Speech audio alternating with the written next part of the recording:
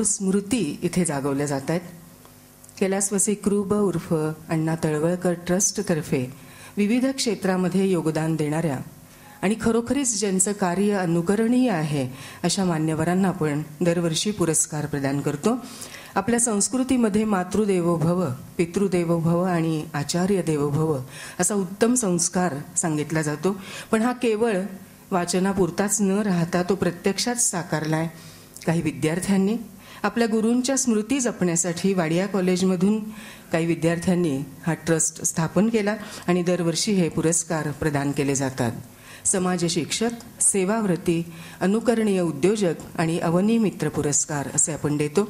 मी आपल्या ट्रस्टचे मुख्य श्रीकांत कुलकर्णी यांना विनंती करते की या वर्षीचे पुरस्कारार्थी यांना तुम्ही व्यासपीठावर घेऊन यावं. माननीय श्रीमती विद्या बाळ, श्रीमती सकीना वेदी, श्रीमती मधुकर गोखले आणि श्रीयुत मधुकर गोखले आणि श्रीयुत अभिजित घोरपडे या सर्वांना व्यासपीठावरती घेऊन यावं आणि ज्यांच्या हस्ते पुरस्कार दिले जाणार आहेत त्या आदरणीय गिरीश प्रभुणे सरांनाही मी व्यासपीठावर आमंत्रित करते. आपण या सर्व मान्यवरांचं जोरदार टाळ्यांनी एकदा स्वागत करूया.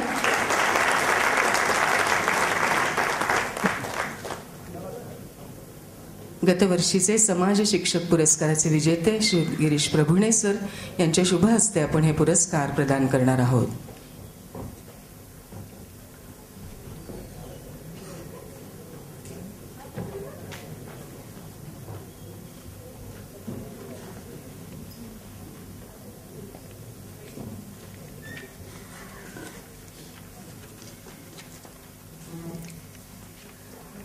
कार्यक्रमाची सुरुवात आपण ईशस्तवनाने करणार आहोत.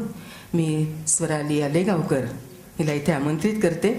कार्यक्रमाची सुरुवात आपण ईशस्तवनाने करूया. जय शारदे वागीश्वरी,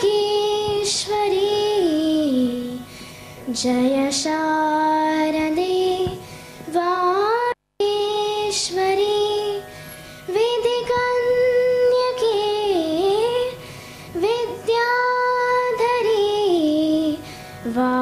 वागीश्वरी वागीश्वरी, जय शारदे वागीश्वरी. ज्योत्स्ने परी कांती तुझी, ज्योत्स्ने परी कांती तुझी, मुखरम्य शारद चंद्रमा, ज्योत्स्ने परी कांती तुझी, मुखरम्य शारद चंद्रमा. उजळे तुझ्या हास्यातुनी, उजळे तुझ्या हास्यातुनी, चारी युगांची पौर्णिमा. तुझ्या कृपेचे चांदणे, तुझ्या कृपेचे चांदणे, नितवर्षु दे आमुच्या शिरी, नितवर्षु दे आमुच्या शिरी. वागीश्वरी, जय शारदे वागीश्वरी. वीणेवरी फिरता तुझी, वीणेवरी फिरता तुझी, चतुरा कलामय अंगुली, चतुरा कलामय अंगुली. संगीत जन्माये नवे, संगीत जन्माये नवे, जडता मतीची भंगुली उन्मेष कल्पतरुवरी बहरून आल्या मंजिरी बहरून आल्या मंजिरी वागीश्वरी जय शारदे वागीश्वरी विधिकन्यके विद्याधरी वागीश्वरी वागीश्वरी जय शारदे वागीश्वरी वागीश्वरी वागीश्वरी.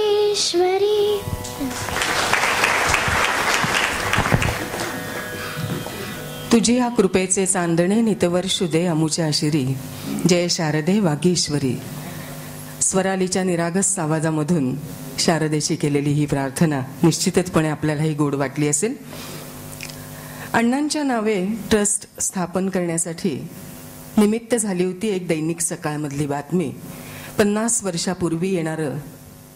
वर्षापूर्वी अशा मथळ्याखाली येणारं ते सदर आणि कानाच्या ऐकण्याची शक्ती मोजण्याचं यंत्र त्यांनी निर्माण केलेलं. तळवळकर सरांनी तयार केलेला हा ऑडिओमीटर जगातला पहिला ऑडिओमीटर होता. असे कितीतरी शोध लावलेल्या व्यासंगी अशा विद्यार्थी प्रिय सरांच्या स्मृती जपल्या पाहिजेत या हेतूने हा ट्रस्ट आम्ही स्थापन केला. त्यांचे विद्यार्थी आणि कुटुंबीयही यामध्ये समाविष्ट आहेत. ट्रस्ट किंवा संस्था नुसती स्थापन केली तरी त्याचं कार्य पुढे त्याच पद्धतीने चांगल्या पद्धतीने चालू ठेवणं ही गोष्ट खरी अवघड असते. पण त्यासाठीच विविध योजना नवनवीन संकल्पना घेऊन आपल्याला पुढे जायला लागतं. तळवळकर ट्रस्टच्या भावी योजना काय आहेत किंवा आपले संकल्प काय आहेत ते आपण प्रास्ताविकेतून जाणून घेऊया. मी श्रीकांत कुलकर्णी यांना इथे आमंत्रित करते. मित्रांनो नमस्कार. आपणा सर्वांचं स्वागत. आमच्या गुरूंच्या अधिकाधिक ऋणात राहण्यासाठी या ट्रस्टची स्थापना सरांचे कुटुंबीय आणि विद्यार्थ्यांनी 7 वर्षापूर्वी केली. सरांनी आम्हाला इलेक्ट्रॉनिक्सचे नुसते शिक्षण दिले नाही तर कालानुरूप या इलेक्ट्रॉनिक्समध्ये बदल होणार आहे आणि मी आज जे इलेक्ट्रॉनिक्स शिकवतोय ते कदाचित पुढे अस्तित्वातच नसेल तर तुम्हाला त्या बदलाला सामोरं जायला मी शिकवतोय ही त्यांनी कायम आमच्यामध्ये भावना रुजवली आणि ते म्हणतात तसंच घडलं. त्यांनी जे शिकवलेलं इलेक्ट्रॉनिक्स आहे आणि आजचं इलेक्ट्रॉनिक्स यात जमीन आसमानाचा फरक आहे. फक्त एक गोष्ट मात्र नक्की झाली, आमच्यासारखे अनेक विद्यार्थी या बदलाला व्यवस्थित सामोरे गेले. आज 35 वर्ष मला सरांचा विद्यार्थी होऊन राहिल्यानंतरही मी आज ताठमानेने इलेक्ट्रॉनिक्सच्या क्षेत्रात काम करतो. आमच्यासारखे अनेक विद्यार्थी आज आउटडेटेड झाले नाहीत. हे सरांचं आमच्यावरती असलेलं उपकार आहेत असं म्हणायला हरकत नाही. सरांमध्ये अनेक पैलू होते आणि मनापासून हाडाचा शिक्षक जसं म्हणतात असे सर होते आणि त्यांनी आम्हाला नुसतं इलेक्ट्रॉनिक्स शिकवलं नाही तर तत्त्वज्ञानाचेही धडे दिले. शनिवारचा एक पिरियड ते तत्त्वज्ञानाचा 30-35 वर्ष अव्याहतपणे चालवत असत. एकाही मुलाची तो शनिवारचं लेक्चर बुडवण्याची हिंमत होत नसे. 30च्या 30 मुलं म्हणजे वाडिया कॉलेजमध्ये आमच्या वर्गात 30च्या वर 31वा मुलगा मला शिकवता येत नाही असं सर म्हणत असत. हल्लीच्या शिक्षकांना हे जरा गमतीशीर वाटेल कारण 150 ते 200 मुलं वर्गात असतात आणि अशी 30 मुलं वर्गात ते घेऊन शिकवत असत. तत्त्वज्ञानामध्ये रजनीशांपासनं काफकापर्यंत भगवान बुद्धापासनं ते श्रीकृष्णापर्यंत सगळ्यांचे तत्त्वज्ञान काय ते आम्हाला सरांनी शिकवलं. आपल्या मायथॉलॉजीत जेव्हा पृथ्वीवर वाईट गोष्टी वाढतात तेव्हा परमेश्वर अवतरण होतो असं आपण म्हणतो आणि माझ्या मते हा परमेश्वर जो येतो त्याला आपण परमेश्वर स्वरूप दिलेलं आहे पण तो खरं शिक्षकाच्या स्वरूपात येतो असं म्हणायला हरकत नाही. तुम्ही जर मागं बघितलं तर युद्धाच्या स्थळावर श्रीकृष्ण शिक्षक होऊन राहिलेल्या अर्जुनाचा समोर एवढे युद्धाचे प्रसंग आहेत. त्याच्यानंतर मृत्यूचं तांडव तिथं घडणार होतं पण त्यांनी तरी अर्जुनाला सांगितलं की या क्षणाला देखील मी तुझा शिक्षक आहे. असंच शिक्षण येशू ख्रिस्तांनी दिलं, गौतम बुद्धांनी दिलं, ज्ञानेश्वरांनी दिलं, रामदासांनी दिलं आणि तुम्ही जेव्हा जेव्हा आठवाल त्यावेळी त्या समाजामध्ये केऑस झालेला होता. रामदासांच्या काळात, तुकारामाच्या काळात पारतंत्र्य होतं आणि लोकांना स्वातंत्र्याच्या विषयी जाणीवच नव्हती. अशा काळात ती जाणीव रामदासांनी, तुकारामांनी रुजवली. आणि हे जे शिक्षक आहेत ह्यांना समाज शिक्षक म्हणता येईल, कन्व्हेन्शनल शिक्षक नाही आहेत. आणि असे शिक्षक या समाजामध्ये अनेक वावरत असतात. आपल्या व्यासपीठावर आत्ता विद्याताई बाळ आहेत. हे एक असं स्वरूप आहे असं मला निश्चित वाटतं की स्त्री उद्धार याच्याबरोबर स्त्री समानता असं ते बोलत आहेत, स्त्री पुरुष समानता असं बोलत आहेत. शिक्षक नेहमी वाईट गोष्ट दाखवून देतात, त्याच्याबरोबर चांगली काय हे पण दाखवत असतो. तिथंच ते संपत नाही. त्याची ही वाईट गोष्ट आहे असं सांगून त्याचं म्हणणं संपत नाही. पर्याय काय आहे, तो चांगला पर्याय काय आहे हे नेहमी दाखवत असतात. आणि असा हा पर्याय विद्यार्थी आपल्याला देतात, अतिशय साधेपणाने देतात आणि आम्हाला त्या आमच्या पुरस्कारासाठी योग्य वाटतात. सरांचं नाव त्यांच्याशी जोडावं असं वाटतं, म्हणून हा पुरस्कार आपण विद्यार्थ्यांना देतोय. दृष्टी ही केवळ डोळ्याची जाणीव आहे, पण सकारात्मक दृष्टिकोन ही बुद्धी आणि मनाची जाणीव आहे. आणि सकीना ताईंकडे बघितलं की याची जाणीव होते आपल्याला. या सकारात्मक जाणीवेतून स्वतः अंध असून इतर अंध व्यक्तींच्या जीवनात सकारात्मक दृष्टिकोन रुजवणाऱ्या सकीनाताई हे दृष्टी असणाऱ्यांसाठी उत्तम उदाहरण आहे. त्यांची जागृती अंधशाळा ही साधी अंधशाळा नसून एक आदर्श संस्थेचे रोल मॉडेल आहे असेच म्हणता येईल. हा सेवावृत्ती पुरस्कार आम्ही जे देतो ते संस्थेच्या माध्यमातून जे काम करतात अशा व्यक्तीला देतो. आणि त्या निश्चितच या पुरस्काराला सार्थ असं नाव आहे हे तुमच्या लक्षात येईल. अण्णांना आपल्या विद्यार्थ्यात आदर्श उद्योजक निर्माण व्हावेत असे मनापासून वाटे. आदर्श उद्योग शोधणे किती अवघड आहे हे तुम्ही मला विचारा. उदारीकरणात केवळ नफा असा व्यवसायात विचार करणे हे सर्वमान्य होत आहे, पण व्यवसायात मन उदार ठेवणारे किती असतात. मनमन उद्योगाचे मधुकर गोखले हे असेच उदार आणि उत्तुंग मन असलेले व्यावसायिक. गरीबातल्या गरीब माणसाला शल्यचिकित्सा परवडली पाहिजे ह्या विचारातून ते शस्त्रक्रियेसाठी उपकरणे बनवतात. त्यांच्या या निर्मितीत अतिशय क्रिएटिव्हिटी लागते, कारण रुग्णाची सुरक्षा आणि खर्च याचा मेळ घालणं आवश्यक असतं. अनुकरणीय उद्योजक हा सार्थ पुरस्कार करणारे मधुकर गोखले हे फक्त 73 वर्षांचे आहेत. आजही ते काया वाचा मने त्यांच्या व्यवसायात मग्न आहेत. मनमन या नावाविषयी ते फार छान सांगतात. मनाचे मन ते अंतर्मन.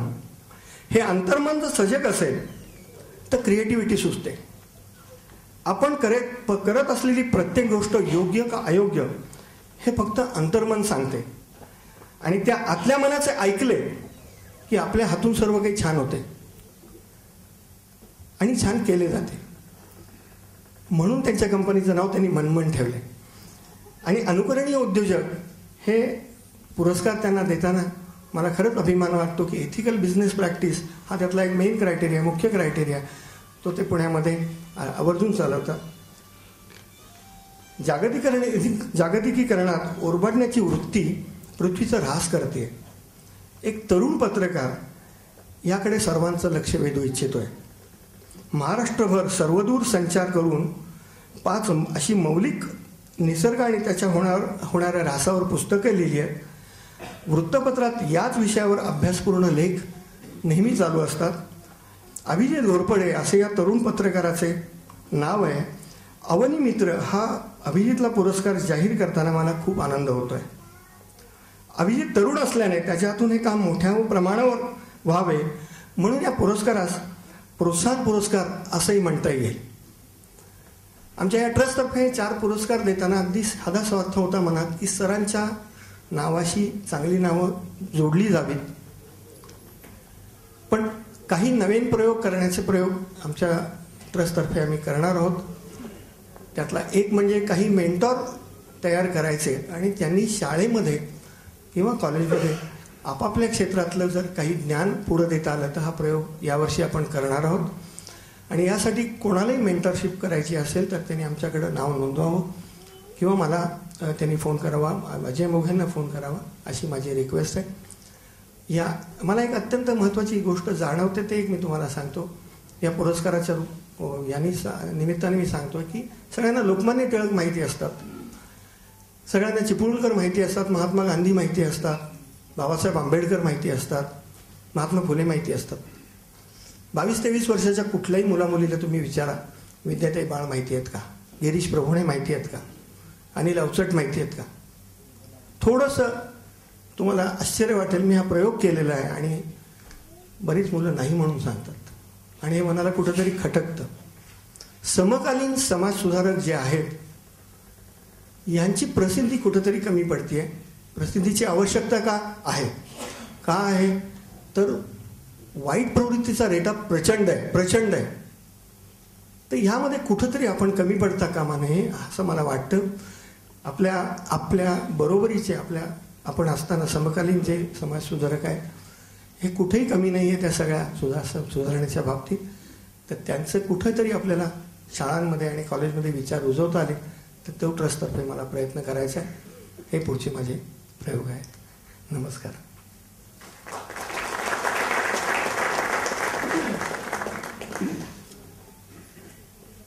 आपलाच आतला आवाज ऐकायचा आणि त्यानुसार काम करत राहायचं, हे श्रीकांत कुलकर्णी आणि सर्व ट्रस्टी यांचं ब्रीदवाक्य असावं.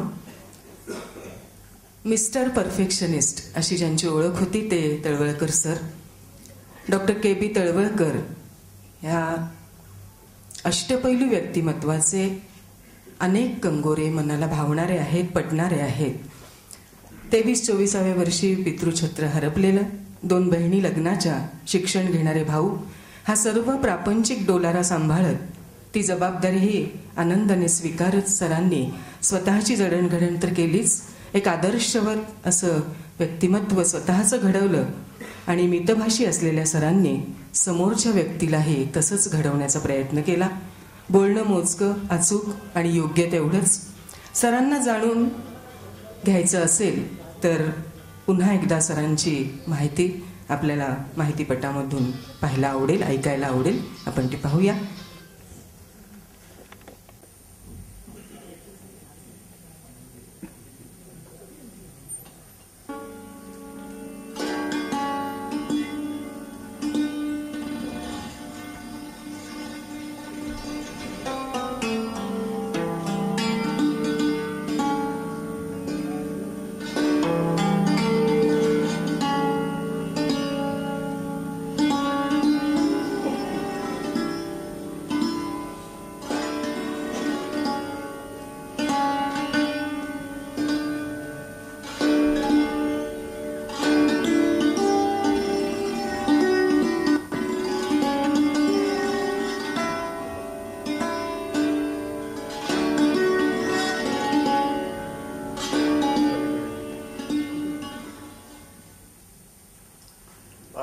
Extremely happy that I'm here in Pune with all the students of my dear brother Professor K.B.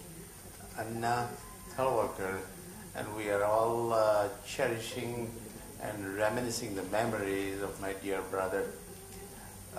My brother Anna Thalwalkar has been the guiding light of my life. And all I am today, and all I have today, is because of Anna. Anna has been an absolute perfection.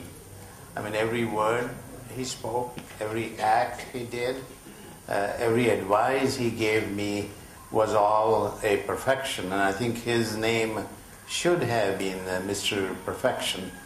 Shri Krishnaji Balbin Talwalkar was born on the 18th of February 1923 as the eldest son in the family of 3 sisters and 3 brothers. Having completed his schooling from the Nutan Marathi Vidyalaya, Pune, he matriculated from the University of Bombay in the year 1939. In the year 1942, he cleared the Deep Tech in Electrical Technology in first class from the Khusrau-Wadia Institute of Technology, Pune. His marks record lay unbeaten for years together thereafter until one of his own students beat it. Sir अतिशय मितभाषी. सरांनी मला स्पष्टपणे एक प्रश्न विचारला की अशा शाखेमध्ये प्रवेश शिल्लक आहे. हवा किंवा नको एवढंच सांगा, बाकी चर्चा करायची नाही. आणि ताबडतोब मला त्यांच्यासमोर डिसिजन द्यावा लागला. आणि एक लक्षात आलं की सरांकडे फक्त काम आणि स्पेसिफिक आणि परफेक्ट बोलणं त्यांना आवश्यक असायचं. वायफळ गप्पा त्यांना चालायच्या नाही. He then completed his final examination, grade 4 of the City and Guilds of London Institute in Radio and Telecommunication Principles in the year 1947, and in the year 1955 the graduateship of the British Institute of Radio Engineers, and was elected in 1956 as associate member of this institute, initially and later on as a member. माझं शिक्षण तेव्हा काही झालेलं नाही किंवा कोणता diploma किंवा degree घेतलेला नाही, पण ते सगळं पाहून ते इतकं याच्यामध्ये झालं की सगळी नावं तोंडपाठ झाली. पुढं ज्या लागणाऱ्या गोष्टी आहेत की मग लॅबमध्ये प्रॅक्टिकल मांडणं, एक्सपेरिमेंट मांडणं, परत व्यवस्थित ठेवणं, सगळं इन्स्ट्रुमेंट जिथे तर ठेवणं, लागणारी सगळी मदत चालू आहे का नाही पण त्याच वेळेला हे करणं. जर बंद पडलं असतं तर ताबडतोब रिपोर्ट देऊन ते रिपेअर करून प्रॅक्टिसमध्ये आणायलाच पाहिजे, तरच पुढचे एक्सपेरिमेंट साहेब घेत असत. आणि जर ते स्वतःचं असेल तर स्वतःसकट लॅबमध्ये जाऊन एक्सपेरिमेंट करायचे. He lost his father unexpectedly, and being the eldest in the family, had to bear the responsibility of the full family. 5वी मध्ये असतानाच एकाएकी हार्ट फेलने माझे वडील गेले. त्यावेळेला अण्णाचं वय 23-24 फक्त होतं आणि त्यांनी नुकतीच सर्व्हिसला सुरुवात केली होती. त्यामुळे त्याच्यावर एकदम संबंध संसाराचा भार पडला. 2 बहिणींची लग्न व्हायची होती आणि आमच्या दोघा भावांचं शिक्षण पूर्ण व्हायचं होतं. आता हे सगळं त्यांनी कसं केलं असेल हे अजून जरी आठवलं तरी आम्हाला आश्चर्य वाटतं. When I got the very high marks in my inter-science and I was admitted for the BJ Medical School, I went there and the clerk there told me that my marks were very high, and if my parents' income was 3,000 rupees per year, then I will have free medical school education. So I came back to my brother and I said, well, I'm medical education if the income is 3,000. So he said, no, I'm sorry, you can't, because my income is 3,200 rupees. So go ahead and tell the clerk that you can't accept this. So I went back to the medical school and told that I'm sorry, I can't accept this. So he said, are you crazy? I mean, there are people who have 10,000 rupees income and they still say they have 3,000. So go ahead and tell your brother. I came back and my brother said, no, I'm sorry, I cannot tell a lie in my life. He joined his alma mater, the Khusrowadia Institute, as a lecturer and in charge of the radio laboratory in the year 1948. Later on, as would have been expected, he was made the head of the Department of Electronics and Radio Engineering till his end. बऱ्याचदा कॉलेजमध्ये ज्या काही वेगवेगळे शिष्टमंडळी भेटीला यायच्या त्यावेळेला त्यांना दाखवण्यासाठी हमखास आमचं ठरलेलं डिपार्टमेंट म्हणजे इलेक्ट्रॉनिक्स. इलेक्ट्रॉनिक्स डिपार्टमेंट आज जे काही आहे म्हणजे सर जाऊन आज जवळपास 26 वर्ष झाली आहेत, परंतु सरांनी ज्या काही त्यामध्ये त्याचा पाया रचलेला होता तो इतका भक्कम होता की त्यांची शिस्त ही अजूनही तिथे अंमलात आणली जाते. बरेचसे लोक असे आहेत की ज्यांनी कदाचित तळवळकर सरांना पाहिलं नव्हतं, असे लोक आज या स्टाफवर आहेत, परंतु सरांचे जे काही घालून दिलेले एकंदरीत आदर्श होते त्याचा अंगीकार सगळे लोक करण्याचा प्रयत्न करत असतात. The laboratories, working systems, equipment setup and its maintenance were exemplary and is still regarded as an ideal in the educational field. Much of the equipment he made with his own hands. Perhaps his documentation methods could have been used as a reference guide for an ISO 9000 standard, which did not exist then. एक गमतीची गोष्ट म्हणजे वेगवेगळी शिष्टमंडळं ज्या वेळेला येतात त्यावेळेला मुख्य लॅबोरेटरीमध्ये सरांचा एक फोटो आणि त्यांच्या नोट्स आणि त्यांनी केलेले काही प्रोजेक्ट्स हे आम्ही एक म्युझियम सारखं तिथे ठेवलेलं आहे सरांची एक आठवण म्हणून. ही गोष्ट आम्ही आवर्जून सर्व लोकांना दाखवत असतो की आमच्याकडे असे एक शिक्षक होते की महाराष्ट्रामध्ये इलेक्ट्रॉनिक्स म्हटलं की KB तळवळकर हे नाव त्या काळी असायचं. या व्यक्तीनं इतकं कष्ट घेतले की सेकंड वर्ल्ड वॉर मध्ये जे काही इक्विपमेंट होती ती गव्हर्नमेंट ऑफ इंडियाकडनं त्यांनी या लॅबोरेटरीमध्ये आणवली. त्यामध्ये बऱ्याचदा स्वार्थाचा विचार न करता पदरमोड करून केवळ त्या विषयाच्या प्रेमापोटी यांनी बऱ्याचशा गोष्टी या लॅबोरेटरीमध्ये आणल्या. Electronics was not only the field he excelled, a human gem that he was. His other facets certainly need an exposure. To mention a few aspects here would not be an inappropriate. He was to us a guru, a yogi, a philosopher, a fellow human, a perfectionist, and a disciplinarian, a staunch professional, a personal friend, and a leader who lead from the front, who had a number of first time in the world products to his name. तो ज्या ज्या गोष्टी करायच्या प्रत्येक गोष्टीत तो perfection मध्ये पर्यंत जायचा. अगदी पतंग उडवण्याची जरी गोष्ट असेल तरी पतंग करणं, त्याचा मांजा करणं इत्यादी सर्व व्यवस्थितपणे करायचा. त्याचप्रमाणे फोटोग्राफी, प्रिंटिंग, डेव्हलपिंग सगळं स्वतः घरी करायचा. पोहण्यामध्ये जो एक्सपर्ट होता, अनेक लोकांनी त्यांनी पोहणं शिकवलं. शाळेमध्ये असताना कुस्तीमध्ये त्याला बक्षीस मिळालेलं होतं. ड्रॉइंग त्याचं जो उत्कृष्ट होतं. बहुतेक वेळेला तो आउटडोरला जाऊन लँडस्केप करायचा आणि त्यावेळेला कात्रज घाटामध्ये पुष्कळ जायचा. काही वेळेला इतर ठिकाणी जाऊन ते लँडस्केप केले आणि अशी लँडस्केप करून तो बऱ्याच लोकांना किंवा आपल्या जवळच्या नातेवाईकांना, विद्यार्थ्यांना प्रेझेंट द्यायचा. त्याची त्यांनी यादी करून ठेवली. जवळजवळ 125 लोकांना त्यांनी आतापर्यंतची लँडस्केप प्रेझेंट दिलेली आहे. Mr. Talwalkar left this world as a bachelor on the 25th of July 1981. सर्व्हिसने असताना 1981 म्हणजे मुंबईला बदली झाली होती. नुकतीच बदली झाली होती आणि तेवढ्यात मला माझ्या मेहणीचं पत्र आलं की अण्णा चक्कर येऊन तो पडलेला आहे आणि त्याला थोडीशी जखम झालेली आहे.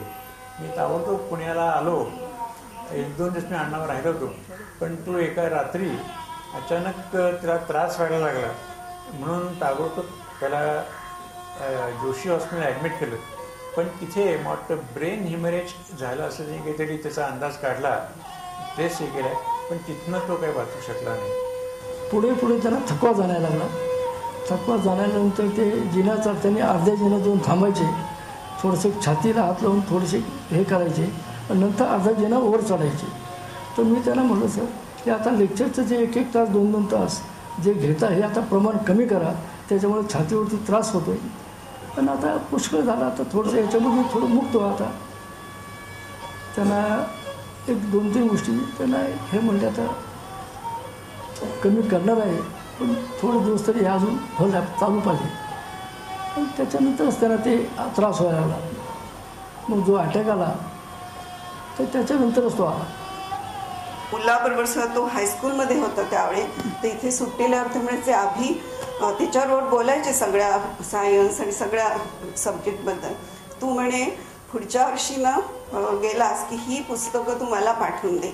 म्हणजे त्यांना इतकी आवड होती सगळ्या गोष्टीची आणि जो काही थोडाफार सहवास आला त्यांचा तर त्याच्याबद्दल मला अतिशय आनंद होतो आणि असं वाटतं ते अमेरिकेला यायला हवे होते.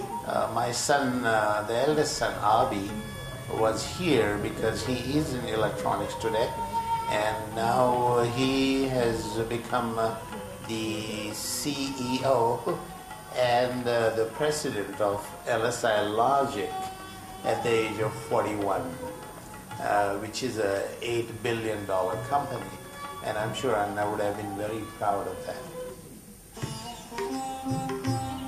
Though topics about him and his teachings were always a major chunk of discussions when any two of his students or acquaintances met, the idea of a memorial was struck deep by an article in the local daily lauding about his invention made 50 years ago. Some of his students have collected together, added the equally enthused close relatives, and have embarked upon the formation of a charitable trust to keep alive and imbibe into the posterity the teachings of our beloved Anna, as he was universally addressed.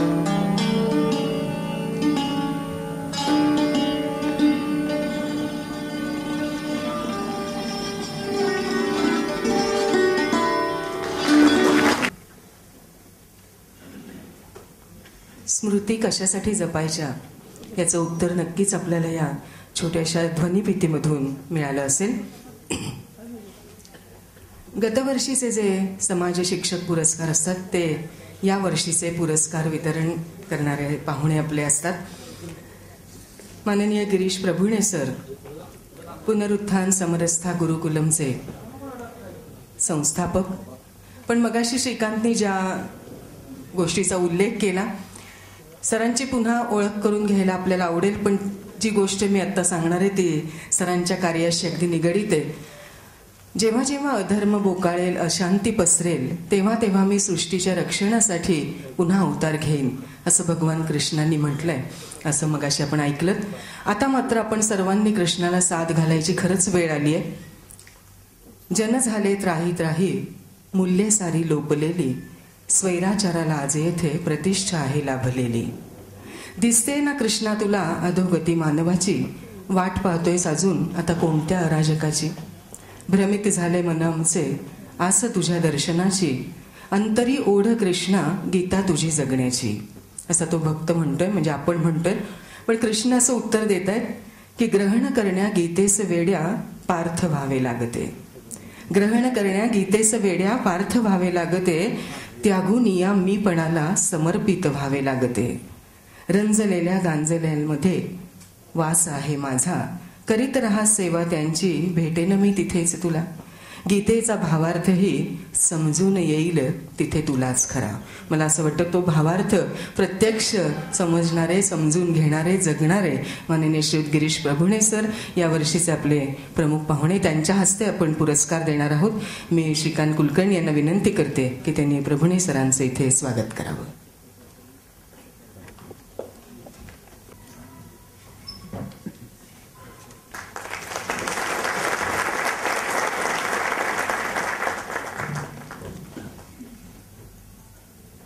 यानंतर आजचा पुरस्कार वितरण सोहळा. सर्वप्रथम आपण समाज शिक्षक पुरस्कार प्रदान करणार आहोत.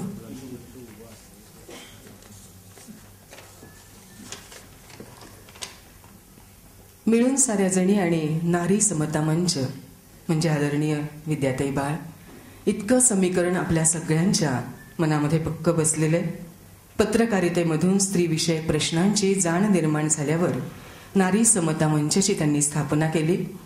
पुरुषांचा स्त्रीकडे बघण्याचा परंपरावादी दृष्टिकोन बदलण्यासाठी अनेक भाषणांमधून, लेखांमधून, पुस्तकांमधून, चर्चेंमधून त्या प्रबोधन करत आलेल्या आहेत. शहरी आणि ग्रामीण स्त्रियांना त्यांच्या हक्काविषयी जाणीवा रुजवून त्यांना आत्मनिर्भर कसं बनवता येईल याचा सदैव ध्यास त्यांनी घेतलेला आहे. अतिशय साधेपणाने राहणाऱ्या विद्याताई, त्यांच्या विचारातील ठामपणा, नेमकेपणा, नेटकेपणा हा आपल्याला निश्चित भावतो. नवे पुणेकरांना अभिमान वाटावा असंच हे व्यक्तिमत्व. स्त्री पुरुष समानतेला वाहिलेलं मिळून साऱ्या जणी हे मासिक यंदा 24व्या वर्षामध्ये पदार्पण करत आहे. स्वतः विद्याताईंनी नुकतंच अमृत महोत्सवी वर्षामध्येही पदार्पण केलेलं आहे. हाही एक चांगला योग आहे आपल्या ट्रस्टचा. मी माननीय गिरीश प्रभुणे सरांना विनंती करते की त्यांनी या वर्षीचा समाज शिक्षक पुरस्कार आदरणीय विद्याताईंना प्रदान करावा.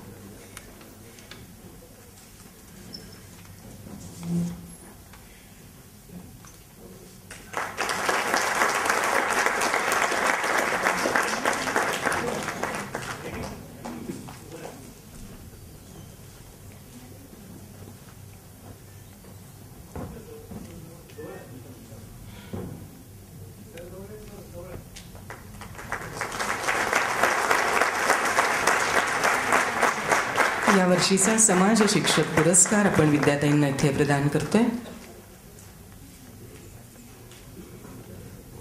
अतिशय सुंदर असं मानचिन्ह आणि 25,000 रुपये असे या पुरस्काराचं स्वरूप आहे.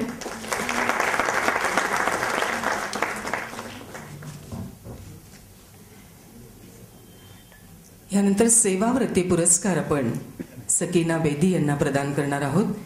खरं तर सकीनाचं नाव ऐकल्यानंतर मला लगेचच पाडगावकरांच्या ओळी आठवल्या. आता पुल्या झरा झुळझुळे निळा निळा स्वच्छंद, जगणे म्हणजे झुळझुळ गाणे गात आनंद. सकीनाचं नाव घेतलं की तिला भेटल्यानंतर तो झरा किती झुळझुळणार आहे हे आपल्याला नक्कीच कळतं. स्वतःच्या अंधत्वावरती मात करून इतकं आनंदाने, उत्साहाने, पॉझिटिव्ह एनर्जी घेऊन जगता येतं, वागता येतं, याचं मूर्तिमंत उदाहरण म्हणजे आमची सकीना आहे. स्वतःच्या अंधत्वातून प्रेरणा घेऊन आपल्यासारख्या इतर अंध मुलींना शिक्षणाच्या मुख्य प्रवाहामध्ये कसं आणता येईल याचा सतत तिने ध्यास घेतलेला आहे. मेडिकल अँड म्हणजे सोशल वर्क या विषयातली तिची उच्च अशी पदवी. पतीच्या व्यवसायामध्ये तर ती मदत करतेच, पण स्वतःला केअर इंडिया किंवा सोसवासारख्या अनेक सामाजिक संस्थांमधून तिने जोडून घेतलेलं आहे. या संस्थांसाठी आर्थिक मदत मिळवून देण्याचं काम ती अतिशय निरलसपणे करते. तिच्या कार्याला सुद्धा थोडं संगीत द्यावंसं वाटलं असावं, पण आपण ते काही काळ आपले मोबाईल टोन्स बंद ठेवूया. अनेक संस्थांबरोबर ती जोडली गेलेली आहे. आर्थिक मदत मिळवून देण्याचं काम ती निरलसपणे करते. आळंदी इथली जागृती अंधशाळा ही एक आदर्श संस्था बनवण्यामध्ये सकीनाचा खूप मोठा वाटा आहे. सेवाव्रती पुरस्काराला ती अतिशय यथायोग्य अशी मानकरी आहे. श्रीमती सकीना वेदी यांना हा पुरस्कार प्रदान करावा अशी मी प्रभुणे सरांना विनंती करते.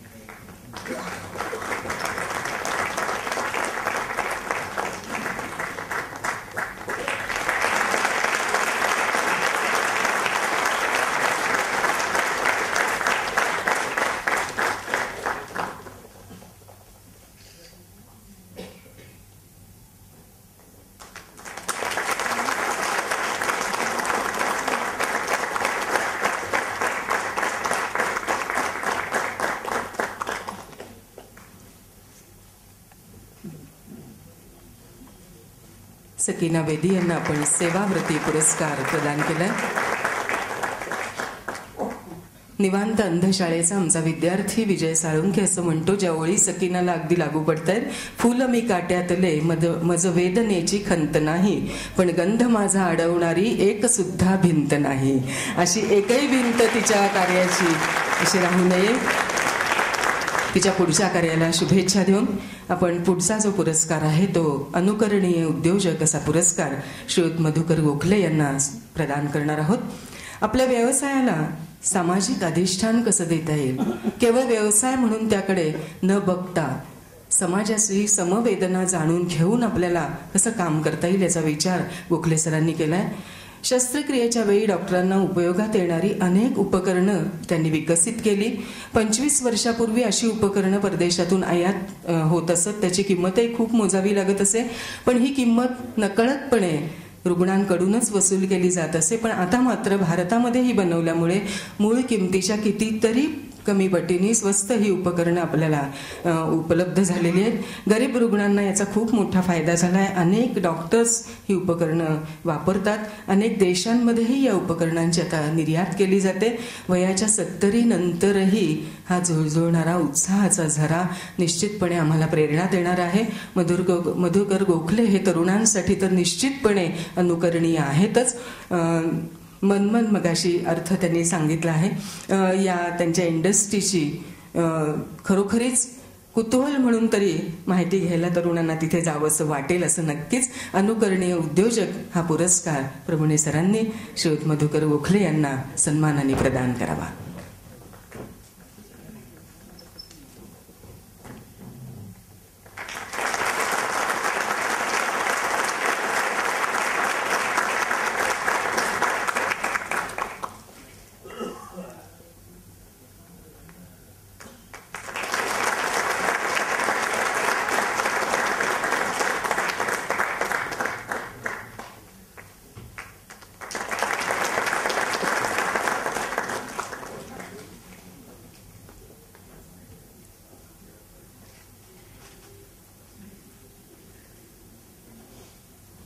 यानंतर अवनी मित्र पुरस्कार आपण प्रदान करणार आहोत तरुण पत्रकार अभिजित घोरपडे यांना.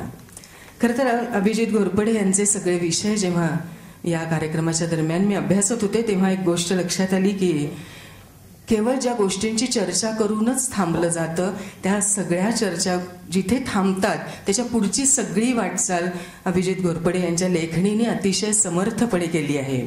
भूशास्त्र हा विषय, त्यामध्ये उच्च पदवी, लोकांमध्ये निसर्गविषयक जाणीवा रुजवण्याचा ध्यास घेतलेले तरुण पत्रकार दैनिक लोकसत्तामध्ये निसर्ग आणि निसर्ग संवर्धन या विषयक लेखमाला, नियमितपणे त्यांचं लेखन, महाराष्ट्रातील नद्या हा अभ्यासाचा विषय, याशिवाय लहरी हवा, ग्लोबल वॉर्मिंग, गाथा पर्यावरणाची, संथ वाहते, पाणी ते पाणी अशी पाच पुस्तकंही त्यांनी लिहिली आहेत.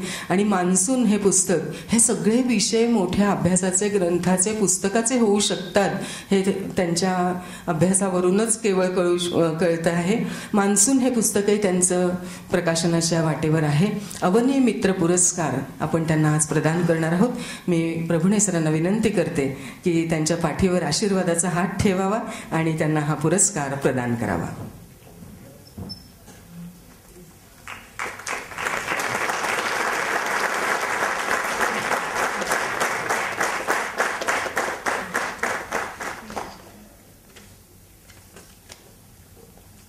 लेखणीला बळ देणारा असा हा सरांच्या नावे दिला जाणारा पुरस्कार.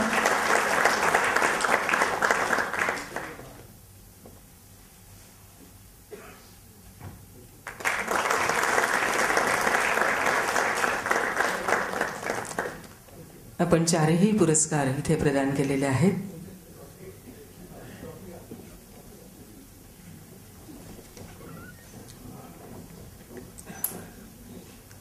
क्रूब उर्फ अण्णा तळवळकर ट्रस्ट तर्फे दिले जाणारे चारही पुरस्कार आपण प्रदान केलेत.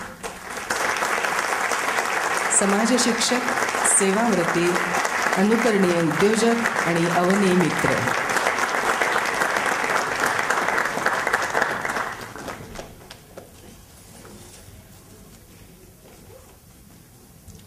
आपण आपल्या कार्यक्रम पत्रिकेमध्येही या सामूहिक फोटोसाठी मुद्दाम वेळ ठेवलेला असतो, कारण हा क्षण फोटोमध्ये बंदिस्त होणं आणि वृत्तपत्रांसाठी अतिशय आवश्यक असतो. यानंतर आपण समाज शिक्षक पुरस्कार ज्यांना दिलाय त्या विद्यार्थ्यांच्या कार्याची ओळख करून देणारी एक छोटीशी चित्रफीत इथे पाहणार आहोत. कर्तृत्वाने काळावर आपली नाममुद्रा उमटवणाऱ्या स्त्री चळवळीच्या नेत्या श्रीमती विद्या बाळ. स्त्रीविषयक प्रश्नांचा चालता बोलता इतिहास विद्या बाळ. स्वतःतून स्वतःला घडवताना इतर अनेक जणींची जीवने उजळून टाकणारी स्वतंत्र वाण्याची विमुक्त स्त्री विद्या बाळ. सव्यसाची पत्रकार, उत्साही कार्यकर्त्या, उत्तम वक्त्या, विवेकशील लेखक, संवेदनशील वाचक, खंद्या नेत्या, सजग नागरिक, स्त्री असण्याचा अभिमान असणारी एक आत्मनिर्भर स्त्री, भल्याबुऱ्या अनुभवांचे पाथेय सोबत घेऊन खंबीर बनलेली एक व्यक्ती, वयाची 30-35 गाठेपर्यंत चाकोरीबद्ध जीवन जगणारी सामान्य व्यक्ती त्यानंतरही जागी होऊ शकते, विचार करत, चुका करत आपली वाट शोधू शकते. आसपासच्या स्त्रियांच्या जगण्यातील अन्याय, अत्याचाराच्या लपलेल्या खुणा तिला अस्वस्थ करू लागतात. मी कोण असे प्रश्न तिला सतावू लागतात. तरुण विद्यार्थ्यांच्या मनात हे बीज पडले आणि रुजू लागले ते त्यांच्या स्त्री मासिकाच्या संपादक पदाच्या दीर्घ कालावधीत. विद्याताई, 70च्या दशकातलं प्रगतिशील विचारांचं मासिक स्त्री याचे पुरोगामी संस्कार तुमच्यावर कसे झाले? ती खूप सांगण्याजोगी गोष्ट आहे.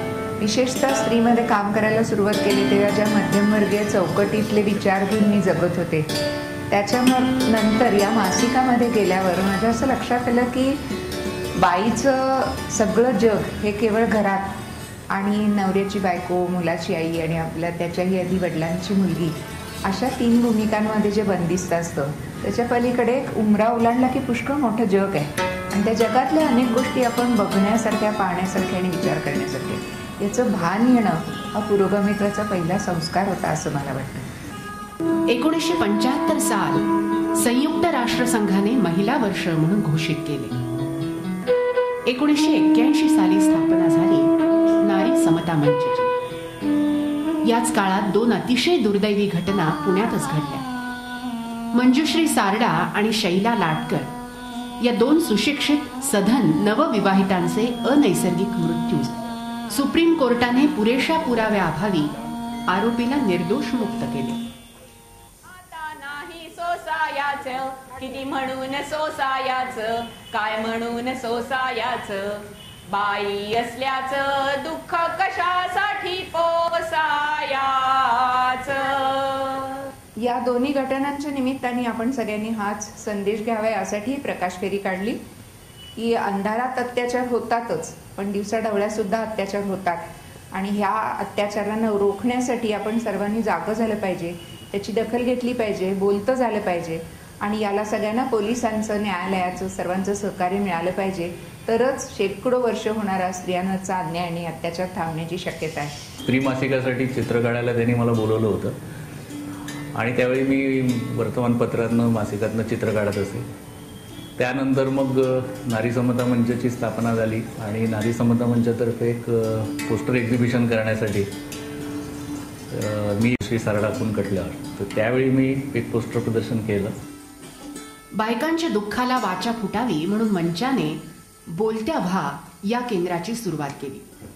विद्याताईंच्या नेतृत्वाखाली यानंतर मंचाने अनेक उपक्रम हाती घेतले. ग्रामीण स्त्रियांचे जीवन समजून घेण्यासाठी, त्यांच्यात मिळून मिसळून त्यांचे आत्मभान जागे करण्यासाठी त्यांच्याशी संवाद साधून केलेला ग्रोईंग टुगेदर हा प्रकल्प विद्याताईंची जाणीव समृद्ध करून गेला.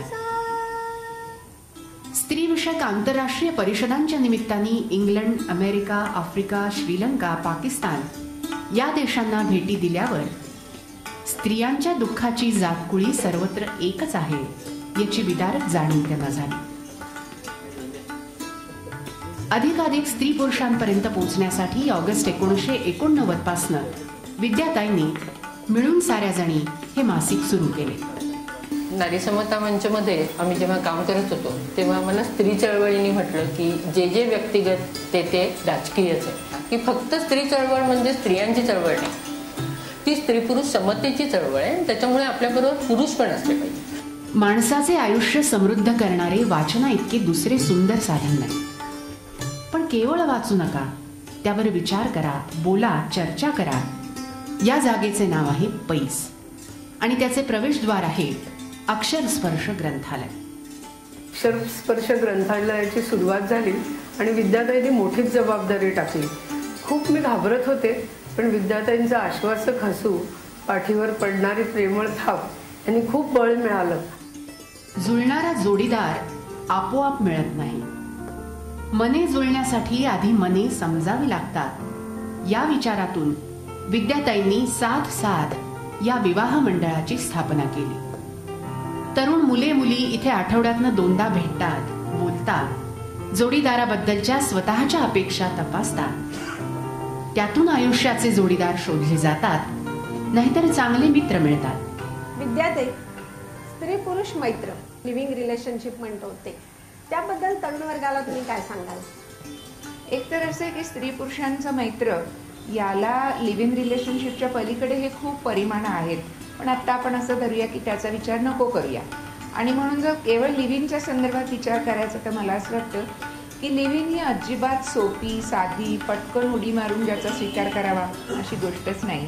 सगळ्यात महत्त्वाची गोष्ट मला अशी वाटते की कुटुंब संस्थेला, विवाह संस्थेला जवळ 2-3 हजार वर्षांचा इतिहास आहे. इतके वर्षात सामाजिक बदलांच्या बरोबर या संस्था हळूहळू बदलत गेल्या. त्यामुळे संयुक्त कुटुंबापासून आपण विभक्त कुटुंबापर्यंत पोहोचलो. आणि तरीसुद्धा या कुटुंब संस्थेमध्ये काहीतरी त्रुटी आहेत, आज त्याचा काही काच आहे, जाच आहे, असं नव्या विचारातल्या बदललेल्या परिस्थितीतल्या मुलामुलींना वाटतंय. आणि म्हणून त्यांनी लिव्ह इन नावाचा विवाहाविना सहजीवनाचा एक छोटासा प्रयोग करायचं ठरवलं.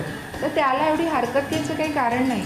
माणसाचं वैचारिक वैशिष्ट्यच हे आहे की जी परिस्थिती आहे ती बदलेल तसतसं नवे नवे मार्ग शोधायचे आणि त्यासाठी प्रयोग करत राहायचे. तेव्हा विवाहाविना सहजीवन हा विवाह संस्थेवर टीका करणारा किंवा विधान कॉमेंट करणारा असा एक पर्याय आणि प्रयोग आहे. मला वाटतं आता घाईघाईने त्याचा तिरस्कारही नको करूया, पुरस्कारही नको करूया. आपण वाट बघूया आणि काय जे काय परिणाम दिसतील त्याच्यावरून ठरवूया त्याचा स्वीकार करायचा का नाही.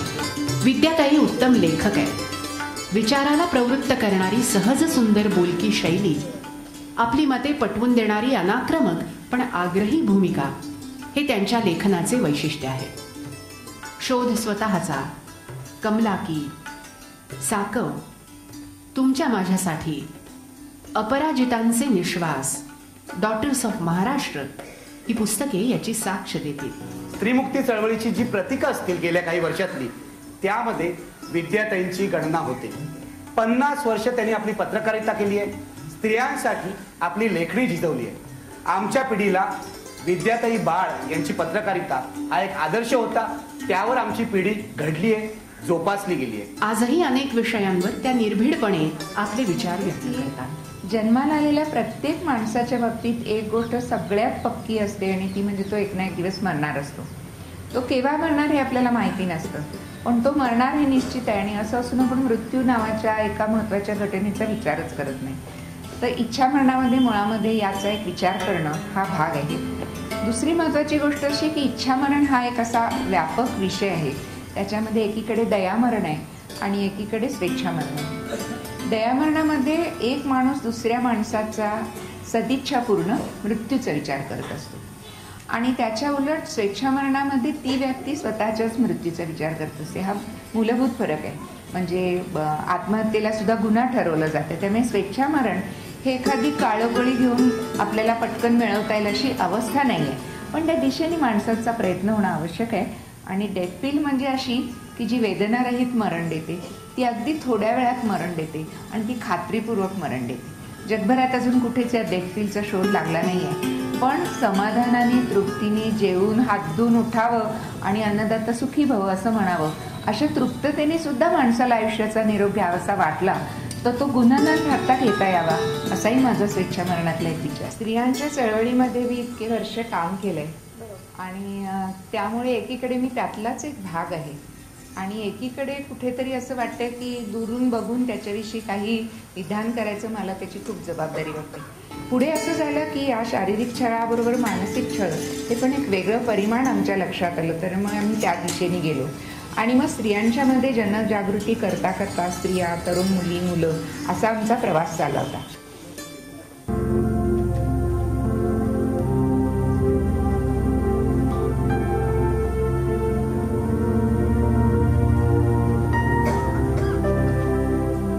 स्वतःशी झगडता झगडता ती स्वतःतून वाढत गेली. श्वास गुदमरलेल्या हजारो स्त्रियांचा ती एक मुक्त श्वास झाली. ती स्वतंत्र निरामय विमुक्त, ती स्वतंत्र निरामय विमुक्त, पण तिची सावली सर्वदूर आहे. उसळता अग्निडोम पेटला नाही, पण ठिणगी ठिणगी धुमसते आहे, ठिणगी ठिणगी धुमसते आहे.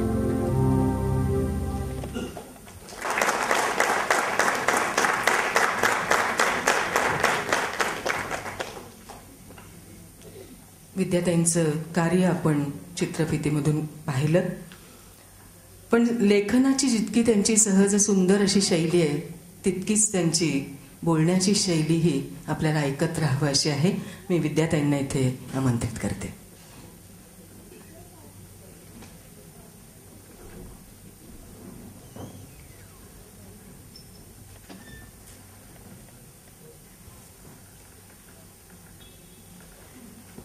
नमस्कार. आज ज्यांच्या हस्ते पुरस्कार मिळाले ते श्री गिरीश प्रभूने आणि ज्यांना माझ्याबरोबरच पुरस्कार मिळाले ते माझे तिघी सहकारी, तळवलकर ट्रस्टचे सगळे ट्रस्टी आणि या कार्यक्रमाला उपस्थित राहिलेल्या माझ्या मित्रमैत्रिणींनो. सुरुवातीलाच हा पुरस्कार मला प्रदान केला याबद्दल माझ्या मनातला आनंद आणि कृतज्ञता दोन्ही मी व्यक्त करते. आणि त्याच वेळेला हे सांगू इच्छिते की एखादं माणूस व्यासपीठावर एखादा पुरस्कार घेतं तेव्हा तो त्याचा एकट्याचा कधीच नसतो. त्याच्या प्रवासामध्ये ज्या सगळ्यांनी साथ केली विविध कामांमध्ये त्या सगळ्यांचा असतो आणि त्यांच्या वतीने मी हा पुरस्कार स्वीकारलाय असं मला नोंदवायला आवडेल. या पुरस्काराची बातमी देण्यासाठी जेव्हा हे सर्व ट्रस्टीज माझ्याकडे आले होते तेव्हाच मला आजच्या या तळवलकरांच्या ध्वनिफितीमधल्या अनेक गोष्टी कळल्या आणि मी अक्षरशः भारावून गेले. असा इतका चांगला उत्तम शिक्षक आपल्या हयातीत होता आणि आपल्याला तो समजला नाही, भेटला नाही, याचं खरं म्हणजे मला वाईटही वाटलं. आणि विशेषतः आजच्या शिक्षण पद्धतीकडे बघताना अशा शिक्षकांची आज किती गरज आहे असंही लक्षात आलं. परीक्षार्थी शिक्षणाच्या व्यवस्थेमध्ये जगावं कसं याचा कुठलाच वस्तुपाठ आजच्या एका पदवीचं कागदाचं भेंडोळ हातात देणं अशी व्यवस्था असलेल्या शिक्षण पद्धतीमध्ये नाही आहे. एवढंच नाही, ते भेंडोळ विकत सुद्धा घेता येतं असं शिक्षण नावाचा एक उद्योग झालाय. त्याच्यापासून खूप वेगळे असलेले हे अनुकरणीय असे उद्योगपती आपल्या आज सत्कारात आहेत, याचंही मला खूप भाग्य वाटतंय. आणि म्हणूनच गेल्या काही वर्षातल्या पुरस्कारांची निवड बघताना मला असं वाटलं की किती चांगली गोष्ट आहे. एखादे शिक्षक इतके चांगले होते तर होतेच, पण ते गेल्यानंतर त्यांच्या विद्यार्थ्यांना त्यांच्याबद्दलची कृतज्ञता व्यक्त करण्यासाठी असा ट्रस्ट करावासा वाटावा, ही एक खूप चांगली गोष्ट आहे. त्याच्यात त्यांचे कुटुंबीय तळवलकरांचे तेही सहभागी झाले, ही चांगली गोष्ट आहे. आणि मला खूप या विद्यार्थी म्हणजे ते ही मोठी माणसं आहेत पण ते तळवलकरांचे विद्यार्थीच आहेत, ते ज्या आत्मीयतेने, ज्या प्रेमाने, ज्या गौरवाने आपल्या प्राध्यापकांबद्दल बोलत होते आणि त्यातून या ट्रस्टची झालेली निर्मिती, गेली 6 वर्ष त्यांनी दिलेले सगळे पुरस्कार, हे ऐकताना मला फार खरोखरीच मगाशी म्हटलं तसं भरून आलं. माझ्या असंही लक्षात आलं की ही जी यादी आहे पुरस्कार गेल्या 6 वर्षात मिळालेल्यांची, ती पाहिली तेव्हा की आणि खूप परिश्रमपूर्वक हे लोक शोधले आहेत. आज मी त्यात आहे म्हणून हे बोलायला मला जरा संकोच होतोय, माफ करा. पण खरोखरीच जसं पु ल देशपांड्यांच्या दातृत्वाविषयी आपण खूप बोलतो आणि त्यातलं कळीचं काम किंवा कळीची भूमिका सुनीताबाईंनी बजावली की गावोगावी छोटं मोठं काम करणाऱ्या संस्था, संघटना, व्यक्ती यांचा कसून शोध घेणं आणि पुलंनी परिश्रमातून मिळवलेल्या पैशातून त्यांना देणग्या देणं, हे काम जसं सुनीताबाई करत होत्या त्यांची मला आज आठवण झाली. इतकं चांगलं काम या पुरस्कारार्थींची निवड करण्यासाठी हा ट्रस्ट करतोय, हे मला फार छान वाटलं. मला समाज शिक्षक म्हटल्यावर मला बरंही वाटलं आणि संकोचही वाटला. पण मला एक आठवण झाली ती अशी की बहुतेक ठिकाणी माझ्या अवतीभोवती खूप डॉक्टर्स असतात, एक तर मेडिकल डॉक्टर्स किंवा PhD डॉक्टर्स, आणि त्यामुळे त्यांची नावं घेता घेता मलाही लोक चुकून डॉक्टर म्हणतात आणि मी नाही आहे डॉक्टर. मग मला खूप ओझं वाटतं आणि मला असे विचारतात की मग तुम्ही कॉलेजमध्ये प्राध्यापक आहात का, तर ती पण मी नाही आहे. पण एका अर्थाने एका प्रकारचं शिक्षकाचं काम आपण करतो तसं मला अधूनमधून वाटत होतं. आज या पुरस्कारांनी मला थोडासा विश्वास दिलाय. ते असं की आपण महाराष्ट्र राज्यामध्ये जन्मलेले, वाढलेले आणि एक मोठा वैचारिक धनाचा वारसा सांभाळणारे लोक, सांभाळतो की नाही माहिती नाही, पण वारसा तर आपल्याकडे आला, ही गोष्ट खरी आहे. आणि मग ते ज्योतिबा, सावित्रीबाई फुले असतील, आगरकर, आंबेडकर, लोकहितवादी, शाहू महाराज, किती नावं घ्यावीत तेवढी थोडीच आहेत. या सगळ्यांनी इतका समृद्ध वारसा जो दिलेला आहे, या वैचारिक वारशाचं मी काही फार नवा विचार लोकांना देते असं नाही आहे, पण कारण माझी ओळख आयुष्याचा अर्धी अधिक वाटचाल झाल्यावर माझी या विचारांशी ओळख झाली. आणि मग मला वाटलं मला एवढा उशीर झाला आहे, पण आता लोकांना हे कळायला उशीर होऊ नये म्हणून खरं म्हणजे या विचारधनाचे एक वाहक म्हणून मी काम करते. मी बोलते आणि लिहिते आणि याच्यामधून हा महाराष्ट्रामधला स्त्री पुरुष समतेचा विचार, स्वातंत्र्याचा विचार, परिवर्तनाचा विचार, जाती अंताचा विचार, या सगळ्या बाबतीमध्ये आपल्या विचारवंतांनी जे काही धन आपल्याकडे दिलंय ते वाटत आणि पेरत राहणं हे आपलं काम आहे असं मला वाटलं. आणि म्हणून एकीकडे कार्यकर्ता आणि एकीकडे पत्रकार अशा 2 भूमिका सांभाळत हे काम करण्याचा माझा प्रयत्न आहे. मला असं वाटतं की हा विचार घेता घेताच एका टप्प्यावर स्वतःच्या पलीकडे विचार करण्याची एक जाणीव माझ्या मनामध्ये झाली आणि कुणाचे तरी विचार ऐकले, वाचले, बघितले, यामुळे जर हे मला भान आलं असेल तर हे भान लोकांना जागं करण्यात उपयोगी पडेल. या भूमिकेतून हे काम मी गेली इतके वर्ष करते आहे. मला असं वाटतं की या कामाचं यश मोजू नये, किंवा यश हा शब्दच मला जरा खटकतो. मला असं वाटतं की आपण आपल्या बागेमध्ये कुंडीमध्ये जशी जागा आणि परिस्थिती असेल तसं बी लावतो, झाड लावतो आणि ते झाड किंवा बी फुलून वर येतं तेव्हा काय आपल्याला असं वाटत नाही की मी यशस्वी झाले. मला असं वाटतं की आनंद मिळाला. मी जे काही छोटं पेरलं होतं ते चक्क वर आलं आणि आता त्याला कदाचित फळंही लागतील, फुलंही लागतील, निदान छान हिरवीगार पानं तरी आपल्याला दिसतील. इतका अतिशय मर्यादित दृष्टिकोन ठेवून या कामामध्ये मी गेली इतके वर्ष आहे आणि मला असं वाटतं की हे काम आपण करत राहिलो हीच एक फक्त आनंदाची गोष्ट आहे. त्यात आज हा पुरस्कार मिळाल्याने आपण करतोय ते काम खरोखरीच बरं असावं अशी एक जाणीव मला झाली. या पुरस्कारातून मिळालेली जी रक्कम आहे ती या पुरस्कार दात्यांच्या परवानगीने मी कोणाकोणाला देऊ इच्छिते जी माझ्या अवतीभोवती चांगली संस्था, संघटना, कामं आहेत त्यांना. यावेळेला मला माझ्या आत्याबाईंची गोष्ट सांगावीशी वाटते. डॉक्टर कमलाबाई देशपांडे या माझ्या आत्याबाई, त्यांचं अतिशय लहान वयामध्ये 1911-12 सालची गोष्ट आहे.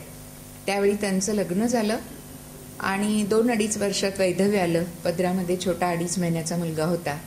त्यावेळेला फारशा शिकलेल्याही नव्हत्या, पण मुलाला सांभाळत सासरच्या आणि माहेरच्या माणसांच्या प्रोत्साहनाने त्या पुढे शिकल्या आणि या शिकण्याच्या काळामध्ये या जबाबदाऱ्या सांभाळत जात असताना त्यांना त्यांच्या घरच्यांनी खूप मदत केली. त्या जेव्हा मिळवत्या झाल्या तेव्हा त्यांच्या मनामध्ये प्रश्न आला की ज्यांनी मदत केली त्यांना आपल्याला काहीतरी द्यावंसं वाटतंय, पण तिथं माणसं आता या जगाचा निरोप घेऊन गेली तर आता काय करायचं. तेव्हा त्यांनी मनात मांडलेला हिशोब मला फार पटलेला आहे. ते असं म्हणाल्या की कुणीतरी मला दिलं आणि म्हणून मला जे मिळत आहे ते मी आता कोणाला तरी देईन. तर याच एका भावने विनंती केली होती आणि मॅडमनी माझ्या पुढं रेसमध्ये गेलेले आहेत. त्यांनी तो पुरस्कार कोणाला तरी द्यायचं इथं कमिट केलं. पण त्यांच्या काही जणींनी मला सांगितलं की तुम्ही आवर्जून मॅडमला सांगा की हा पुरस्कार स्वतःसाठी ठेवा. आणि हे तुम्ही सांगितलं तरच मला हवं आहे, कारण आम्ही हे सांगू शकत नाही असं त्या म्हणाल्या. मी सत्य सांगतोय तुम्हाला, कालच हे घडलेलं आहे. तर हे मला सांगणं आवश्यक वाटलं या ठिकाणी.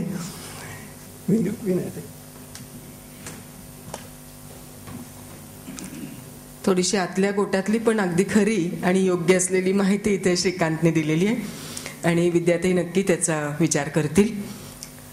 विद्याताईंच्या त्या चित्रफितीमधली शेवटची ओळ जी ती स्वतंत्र, निरामय, विमुक्त, त्यालाच मला पुढे ओळ जोडावीशी वाटली. ती अशी, पण विद्याताई तुम्ही अनेकांशी जोडलेले आहात आणि तुम्ही समाज शिक्षक या पुरस्कारासाठी किती मनापासून मला आनंद झाला की अनेक कार्यक्रमांमधून असेल किंवा तुम्हाला ऐकणाऱ्यांना वाटत असेल की ह्या आपल्याला खरंच शिक्षिका आहेत, या आपल्याला कुठेतरी शिकवलेल्या आहेत. तुमचं सांगणं, सांगण्याची शैली ही नक्कीच एक समाज शिक्षक, शिक्षिका असल्याचीच आहे. एक सजग नागरिक स्त्री असल्याची नितांत अशी अभिमान बाळगणारी अशी परखड व्यक्तिमत्वाची कोणीतरी मोठी आपल्या घरातली असावी, इतक्या तुम्ही आम्हाला जवळच्या वाटतात. तुमच्या विचारांनी इतक्या, त्या वयामध्ये तर तुमच्या साड्यांचं सुद्धा आम्हाला इतकं कौतुक वाटायचं की काय कुठनं आणत असतील, इतकंही कौतुक वाटायचं. जसं आजही वाटते की आज ही कुठनं आणली असेल. इतक्या तुम्ही सर्वांच्या जीवनाशी निगडीत आहात आणि म्हणूनच समाज शिक्षिका राहा आणि आमच्या पाठीशी उभ्या राहा. यानंतर श्रीमती सकीना बेदी यांना आपण सेवाव्रती पुरस्कार दिला. त्यांच्याही कार्याची माहिती आपण छोट्याशा चित्रफितीतून घेऊया.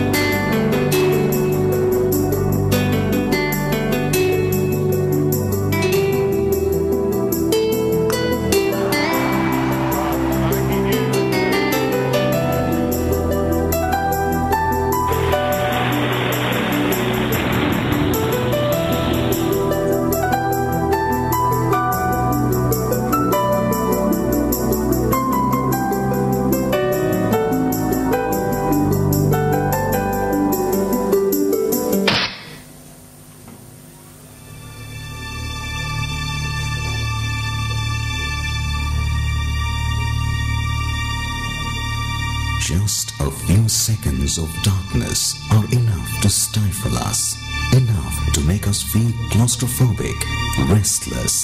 Every day, like crossing the road, appreciating a pretty dress or a scenery. They don't know what pleasure it is to see the colors of the rainbow or the beauty of a rose, nor the setting sun. Simple chores seem a hurdle for them. With the right education and training, they can lead a normal life. Though these people may not actually see the light, they can be helped to live a life of dignity and to overcome their physical challenge. Bringing this light into their life is NFBM, an organization that is unique since it is run by the blind for the blind. So the National Federation of the Blind Maharashtra is a unique organization which was established on 5th of June 1977. Rehabilitation through education, training and self-employment and employment. That is the basic principle of the organization. Our main target is to achieve the rehabilitation of the visual impaired or visual challenged persons. And considering the factor to provide education, training, self-employment and employment, we have introduced so many projects and we have several programs for that, creating awareness among the people, even fighting against the government, like arranging agitation. We have fought for the rights of the visually challenged persons, and considering the need of time, we are implementing the ways of rehabilitation. So we have to mold according to the situation. We have to maintain our policy flexible as per the need of the time or requirement. So we think that so far our movement is going with quite success and quite effectively. Today, with a training and rehab center in Nasik, a brain transcription unit in Ghatkopar, Mumbai, and a brain library and career guidance center in Vidya Vihar, Mumbai, NFBM is gaining pace in achieving its objectives successfully.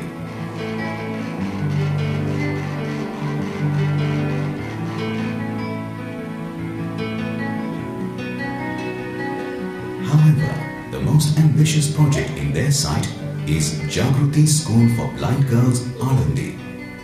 It is the only rural school in Maharashtra that is run solely for blind girls. The training the girls receive here prepares them to face the harsh realities and challenges of life strongly. Today, there are more than 100 girls here who have come from rural areas of Pune, Marathwada, Khandesh and Vidarbha. These girls face tremendous problems in their hometown because of poverty and unawareness about their condition.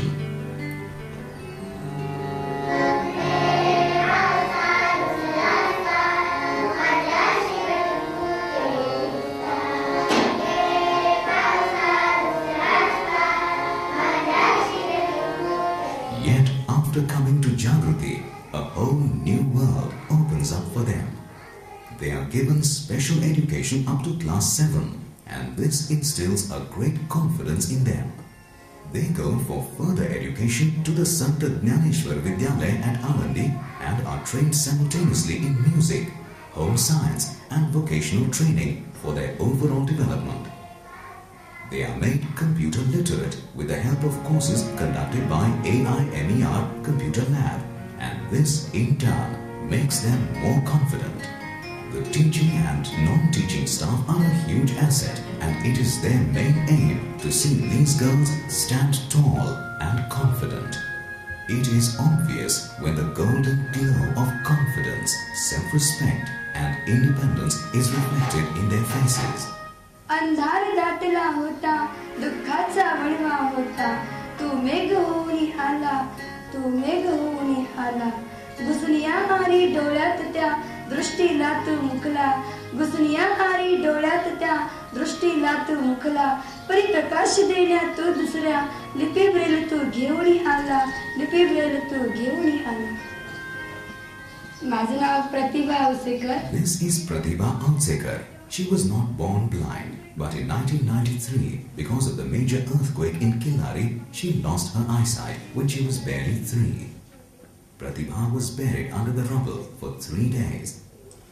She came to Jagruti school when she was 5 years old.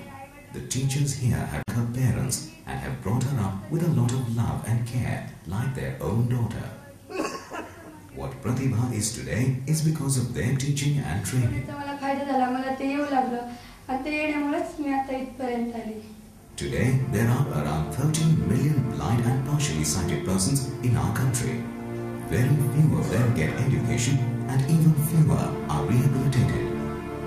Jagruti Education has a dream project to educate and rehabilitate as many blind people as possible to sharpen their skills and give them a decent, stable life.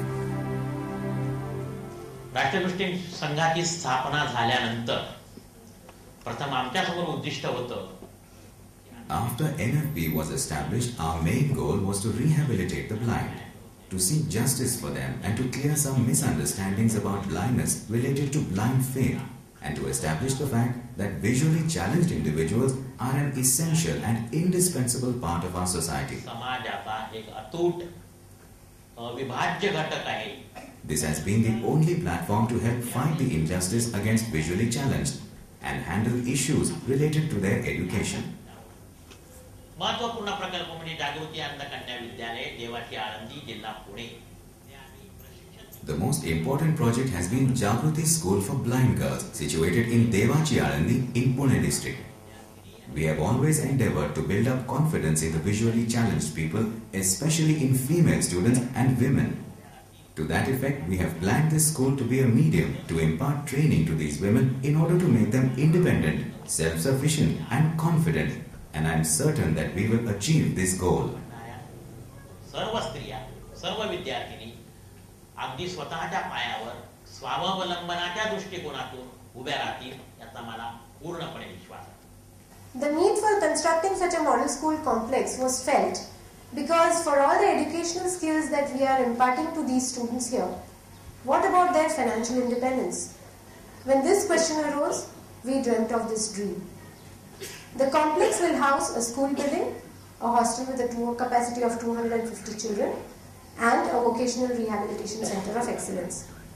In the school building, we not only aim to provide the children with a library, but also a gym, a recreational center, and a high-tech music room, which will basically help them to convert music into a profession. The Vocational Rehabilitation Center of Excellence will concentrate on innovative trades like tea tasting, physiotherapy, information technology, packaging, and so on, which will be with today's times. The complex is going to cost us rupees 2 crores 64 lakhs. We have dreamed of such dreams in the past also, and they have met with generous assistance from corporate organizations. We have seen a new dream, a new model school complex, and we are very sure that this dream will also get a similar response. The foundation for this proposed new school building has been laid on the 19th of December 2004. This is a unique project and a very ambitious and prestigious one.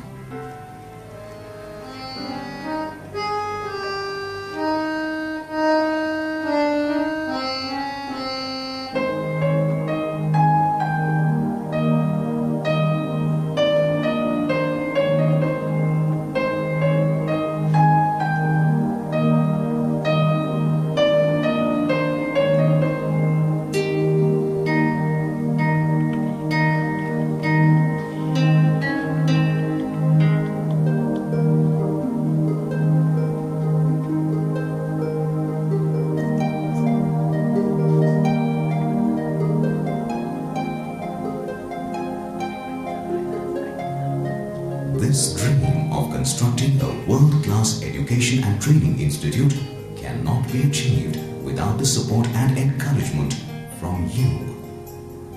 Lead kindly light. Tamasoma Jyotirgamaya. Come, be a part of this project and light up the lives of these people. Help generously and watch them become confident at Jagruti School for Blind Girls.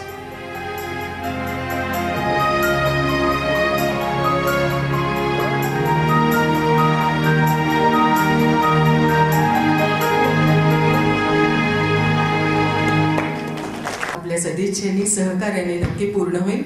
आपण सकिनाचं मनोगत ऐकूया.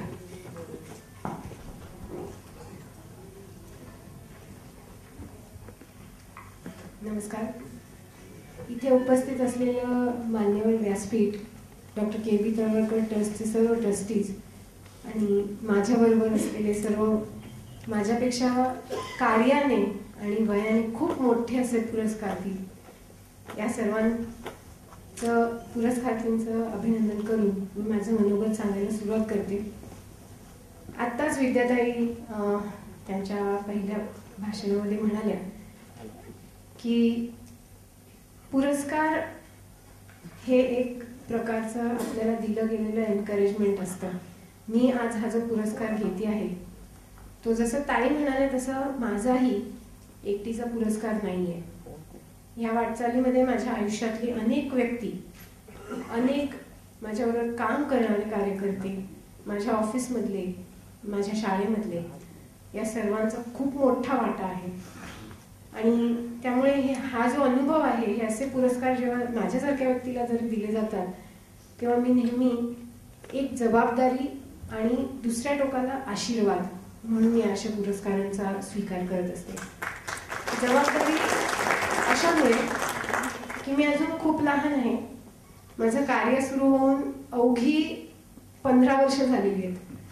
त्यामुळे मी एकदम 15 वर्षाची छोटीशी मुलगी आहे. मला अजून खूप पुढे जायचं आहे आणि तेव्हाच मी पुढे जाऊ शकेन तेव्हा जेव्हा मला आपल्यासारख्या सर्व इथे बसलेल्या व्यक्तींचा आशीर्वाद, प्रेम, सहकार्य, स्नेह हे सगळं मिळेल. आणि सगळ्यात महत्त्वाचं म्हणजे प्रोत्साहन मिळेल. कारण अनेक वेळेला असं होतं की तुम्ही कामाच्या भोवऱ्यामध्ये इतके अडकले जाता आणि इतक्या जास्त चॅलेंजेस तुमच्या समोर येत असतात की कधी कधी, अगदी कधी कधी, युजली नव्हे पण कधी कधी थोडंसं घाबरायलाही होतं, खचायलाही होतं. आणि मग असे काहीतरी सुखद अनुभव येतात की ज्याच्यामधनं तुम्हाला वाटतं की नाही, तू जे काय करतेस ते बरोबर आहे, तू चांगल्या वाटेवर चालली आहेस, तुझ्याबरोबर अनेक लोक आहेत, तुला ते मदत करतील. आज आहे 17 फेब्रुवारी. Coincidentally doctor K B. तळवळकर इतके कदाचित एज्युकेटेड नव्हते, पण अशाच काहीच्या आदर्शांनी माझे बाबा यांनी मला वाढवलं. आज मी जी काही आहे ती त्यांच्या कंटिन्युअसली दिल्या गेलेल्या प्रोत्साहनामुळे मी इथे आज उभी आहे.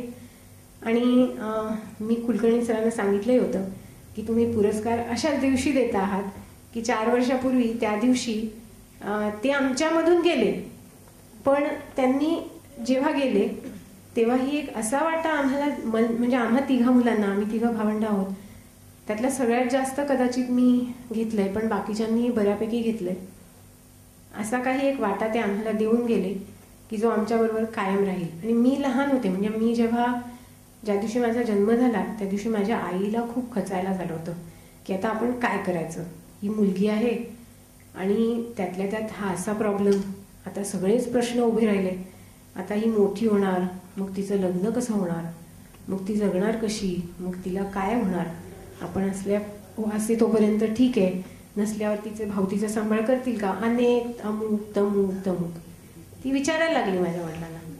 तर माझे वडील हसून तिला म्हणाले, अगं तू वेडी आहेस, तू खरंच मूर्ख आहेस, तुला माहित नाहीये म्हणे अशा लोकांचे जे मनचक्षु असतात ना ते आपल्यापेक्षा खूप जास्त स्ट्रॉंग असतात. आणि आपली जबाबदारी आहे की ही जी स्ट्रेंथ आहे त्या मुलीमध्ये ती आपण कंटिन्युअसली वाढवायची. हे असला काहीतरी विचार नाही करत बसायचं ती काय होईल, कुठे जाईल, कशी काय शिकेल, काय होईल ते बघू म्हणे, ते पुढचं पुढे. पण आपण कंटिन्युअसली आपले जे थॉट्समधनं तिला जी एनर्जी द्यायची ती नेहमी पॉझिटिव्ह असली पाहिजे. आईला कदाचित ते कमी जमलं, थोड्याफार प्रमाणात जमलं, पण बाबांना ते शतशः जमलं. आणि त्यांच्या एकमेव 1 ट्रॅक डेडिकेशन आणि डिवोशनमुळे मी आज जी आहे ती आहे. आणि त्याच्यामुळे हा जो पुरस्कार मला आज मिळाला आहे तो मी खरं म्हणजे त्यांना डेडिकेट करते. Because if it was not for him I would not be where I am. आणि दुसरं असंही सांगते की माझ्या बाबांबरोबर माझ्या समाजातल्या आलेल्या अनुभवांनाही मी हा पुरस्कार डेडिकेट करते. कारण बरेच ब्लाइंड लोक कदाचित तुम्हाला भेटतील, ते म्हणतील आमच्याशी समाज असा वागला, तसा वागला, आम्हाला डिस्क्रिमिनेशन सहन करावं लागलं, हे करावं लागलं, ते करावं लागलं. माझ्या बाबतीत फॉर्च्युनेटली ऑर अनफॉर्च्युनेटली असं काहीही झालं नाही. मला अवघ्या माझ्या आयुष्याच्या प्रवासामध्ये अतिशय चांगली माणसं भेटत गेली, कंटिन्युअसली भेटत गेली, आजही भेटत आहेत. माझ्याबरोबर आज माझी जी सहकारी आलेली आहे ऑफिसची, she has been with me for last 10 years. आणि तिला काही वाटत नाही. तिला रविवारी बोलवलं किंवा कुठल्याही दिवशी बोलवलं, सुट्टीच्या दिवशी तिला कामावर सांगितलं की तू ये. I have not seen that girl fret frown ever. त्याच्यामुळे अशा व्यक्तींमुळेच तुम्ही सक्सीड होता. It is difficult otherwise to go ahead in life. दोन्ही ह्या घटकांना मी हा पुरस्कार डेडिकेट करते. खरं तर हा पुरस्कार मी डिझर्व करत नाही, पण आपण तो मला दिलात, एवढा मोठा मान दिलात, मी जबाबदारी म्हणून याचा स्वीकार करते. आणि इथे बसलेल्या प्रत्येक व्यक्तीला हे अश्युरन्स देते की जे काम आपण आत्ता पाहिलं ते काम असंच पुढे जाईल, त्याची वाटचाल अशीच पुढे जात राहील. आणि मला माहीत आहे की इथे आपल्या बसलेल्या सर्व सहकाऱ्यांचं मला कुठे ना कुठे, कधी ना कधी, काही ना काही स्वरूपात सहकार्य मिळेल. मी आपल्या सर्वांना आळंदीला येण्याची आवर्जून विनंती करेन. केव्हा तरी वेळ काढा, आमच्या शाळेला भेट द्या, आमच्या मुलींना भेटा, कारण त्यांना एकच गोष्ट समाजाकडनं हवी आहे आणि ती म्हणजे प्रेम. तुमच्या सगळ्यांचा थोडाफार स्पर्श तुम्ही त्यांना भेटलात तर त्यांना खूप आनंद होईल. आज मी ह्या कार्याशी जी जोडली गेली आहे, तर मला जो खरा पुरस्कार मिळतो तो असा असतो की जेव्हा माझ्या या मुली मोठ्या होतात आणि काहीतरी करू लागतात. आज तुम्ही जी मुलगी आता चित्रफितीमध्ये कविता म्हणताना पाहिली, ती मुलगी Pune school and home for the ब्लाइंडमध्ये आज BA B.Ed झाली आहे ती, आणि ती टीचर आहे आणि तिला चांगला 15,000 रुपये पगार आहे. त्यामुळे असं वाटतं की असं जेव्हा आपण बघतो तेव्हा that is your real award. Actually ती अचीवमेंट असते आणि ते खूप जास्त तुम्हाला प्रोत्साहन देऊन जातं. तुमच्या मुलीच जेव्हा सक्सेस होतात आणि तुम्हाला त्या काहीतरी करून दाखवतात. पुन्हा एकदा आपल्या सर्वांचे धन्यवाद. मनापासून आपल्या सर्वांना आळंदीला येण्याचं आमंत्रण. एवढं बोलून मी माझं मनोगत संपवते.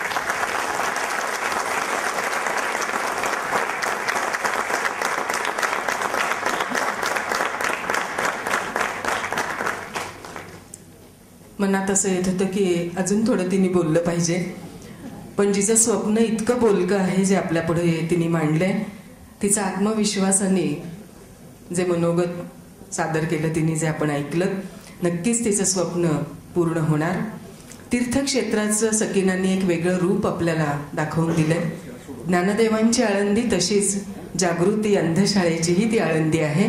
तीर्थक्षेत्राचं तेही एक बदलतं स्वरूप आहे. आपण नक्कीच तिने प्रेमाने जे आपल्याला आमंत्रण दिलंय, आपण वेळ काढून तिच्या शाळेला भेट देऊया. यानंतर आपण ज्यांना अनुकरणीय उद्योजक हा पुरस्कार प्रदान केलेला आहे ते श्रीयुत मधुकर गोखले यांच्या कार्याची माहिती देणारी चित्रफित आधी पाहूया. त्यांचा जीवनपट मी माझ्या अनुभवातून उलगडून दाखवणार आहे. साधारण आर्थिक परिस्थिती परंतु हरवणारी उद्योजक वडिलांच्या घरात 1940 साली यांचा जन्म झाला. एकत्र कुटुंबातच कडक शिस्तीत परंतु लाडात लहानाचे मोठे झाले.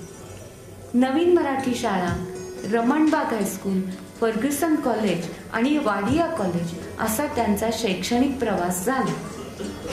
1962 साली भोपाळमध्ये भारत हेवी इलेक्ट्रिकल इथे ड्राफ्ट्समन म्हणून जॉईन झाले आणि नोकरी करत असतानाच DME पूर्ण केली. 1967 साली टेल्को पुणे येथे ट्रेनिंग इन्स्ट्रक्टर म्हणून रुजू झाले आणि 1978 साली सौ माधुरी गोखले यांची मनमन ही प्रोप्रायटरी फर्म सुरू झाली. पण त्याची बीज खरं पप्पा शाळेत असतानाच रुजली होती. अचाट निरीक्षण शक्तीच्या जोरावर बालपण घडले. लहान असतानाच जादूगार रघुवीरांकडून जादूचे प्रयोग शिकले. निरनिराळ्या शास्त्रीय संस्था बघितल्या, हस्तलिखितात चित्र काढली, सुतारकाम, सूतकताई करणे इतकेच नव्हे तर त्या जुन्या काळात सुद्धा इन्स्टंट टी बनवण्याचा प्रयत्न केला होता. मॉस्किटो रिपेलंट, 3 स्टेज रॉकेट, तसे घरच्या घरी प्लॅस्टिकच्या ग्लासमध्ये रेडिओही बनवला होता. वेगळेपणा आणि कल्पकता हे त्यांचे स्थायी भाव. प्रत्येक वेळेस यश येतच असं नाही, सतत चिकाटीने प्रयत्न करत राहणे हे त्यांच्या यशाचे गमक आहे. भोपाळमध्ये असताना सुद्धा विविध उपक्रम केले. चहाचा स्टॉल चालवला. अनुभव नसताना सुद्धा 200 लोकांची मेस चालवली. तसेच 3 तासाचे जादूचे प्रयोगही केले. पुढे पुण्याला आल्यावर त्यांच्या गुणांना खूप वाव मिळाला ते त्यांनी सुरू केलेल्या हॉबी सेंटरमुळे. तिथे त्यांनी अनेक प्रयोग केले. एरो मॉडेलिंग, स्टीम इंजिन बनवले, टी वेंडिंग मशीन बनवले, बसचे वर्किंग मॉडेलही तयार केले. स्टेन्सिल स्टोरिंग कॅबिनेटही बनवली होती, जी त्यांनी समीर बिझनेस सिस्टीम या नावाने मार्केट केली आणि इथेच उद्योजकता सुरू झाली. हे सर्व माझे काका डॉक्टर शंकर गोखले यांना माहीत होते. तू सतत काहीतरी प्रयोग करत असतोस, मग तू मला न्यूरोसर्जरीतली इन्स्ट्रुमेंट का बनवून देत नाहीस असे विचारताच आमचे उद्योगी पप्पा लगेच तयार झाले, कारण परत नवीन काहीतरी शिकायला मिळणार होते जे त्यांच्या इंटरेस्टचे होते. इतरांच्या इनोव्हेटिव्ह आणि क्रिएटिव्ह माइंडला दिशा मिळाली आणि मनमनमध्ये एक नाही तर अनेक अशी जवळजवळ 200हून अधिक इन्स्ट्रुमेंट तयार झाली, जी इम्पोर्ट सबस्टिट्यूट आहेत आणि किमतीनेही स्वस्त आहेत. तशीच न्यूरोबरोबर ऑर्थोपेडिक आणि कार्डियक आणि प्लॅस्टिक सर्जरीची इन्स्ट्रुमेंट तयार झाली. प्रथम न्यूरोसर्जरीच्या सेल्फ रिटेनिंग ब्रेन रिट्रॅक्टर प्रॉडक्टला हरिमालिनी जोशी अवॉर्ड देऊन मराठा चेंबर ऑफ कॉमर्सने कौतुक केले. त्यानंतर मनमन BCDR सिस्टीमला महाराष्ट्र गव्हर्नमेंटने पुरस्कार देऊन कौतुक केले. भारत गौरव अवॉर्डही मिळाले. मनमन क्रेनियोटोम आणि मनमन BCDR सिस्टीम या दोन्ही प्रॉडक्टना पारखे पारितोषिक मिळाले. अशा प्रकारे अनेक वैद्यकीय आणि व्यावसायिक पारितोषिके मिळाली. मनमनचे आज देशभर 10,000 पेक्षाही जास्त युजर्स आहेत. जवळजवळ 22 देशात मनमन पोचले आहे. ढाका शहरात आज 100हूनही अधिक युजर्स आहेत. सर्व मिळून 70 जण आज एका कुटुंबाप्रमाणे मनमनमध्ये काम करतात. भारतभर आज 50हून अधिक डीलर्स आहेत. भारताच्या गावागावात कानाकोपऱ्यात मनमन पोहोचवण्याकरता स्वतः 6 लाख किलोमीटर पेक्षा जास्त प्रवास केला आहे. फोटोग्राफीच्या छंदामुळे आज मनमनकडे एक सुसज्ज आर्ट स्टुडिओ आहे. मनमनचे ॲडव्हर्टायझिंग आणि इन्फॉर्मेटिव्ह मटेरियल इथेच तयार होते. स्वतःच्या आयुष्यात अनेक आव्हानांना तोंड द्यावे लागले. या कारकिर्दीत अनेक संकट आली तरी पॉझिटिव्ह थिंकिंगच्या जोरावर सगळ्यावर मात केली. स्वतःचा मुलगा गमावल्यावर सौ माधुरी म्हणजे माझ्या आईच्या साथीने अत्यंत कणखरपणे कठीण काल चालत राहिले. एका सर्वसाधारण कुटुंबात राहून कठोर परिश्रम आणि चिकाटीच्या जोरावर हे विश्व उभे केले आणि ध्येय निष्ठेने चालू ठेवले. अशा या माझ्या वडिलांना शतशः प्रणाम.